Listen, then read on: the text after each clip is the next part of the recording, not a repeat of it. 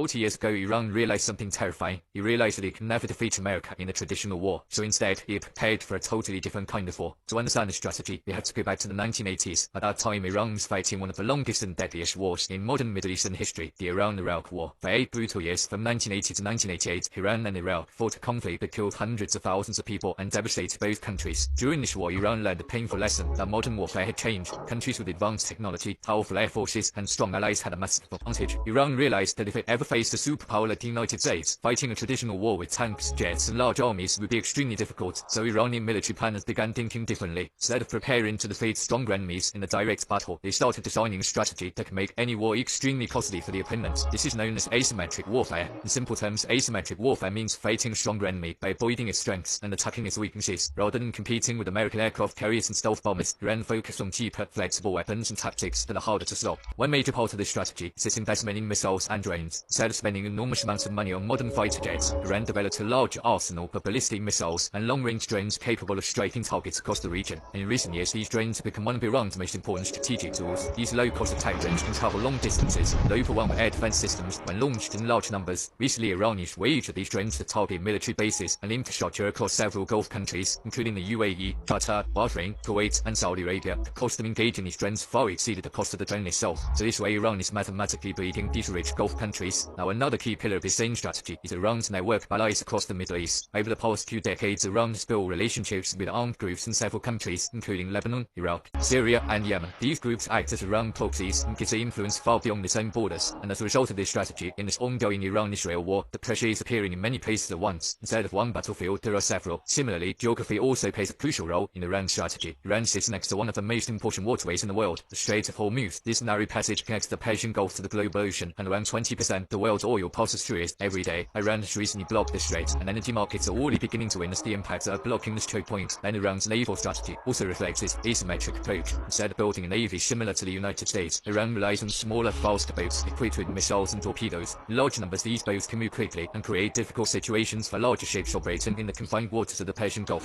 Finally, Iran's military structure is designed to keep functioning even under heavy pressure. The Islamic Revolutionary Guard Corps and its affiliated forces are organized in ways that allow different units to operate independently if needed. This decentralization means that even if some leaders or bases are targeted, the broader network can continue functioning, and this is exactly what is happening currently. The termination of Ayatollah Khamenei and other top leadership had little impact on Iran's retaliation activities. When all these elements come together, a clear strategy appears. Iran's goal is not to defeat the United States in a traditional military sense. Instead, its strategy focuses on making this war so complex, so costly, and so unpredictable that continuing the conflict becomes politically and economically difficult. In other words, Iran's strategy is not to defeat the United States. It is to make this war so expensive that the United States eventually loses it politically.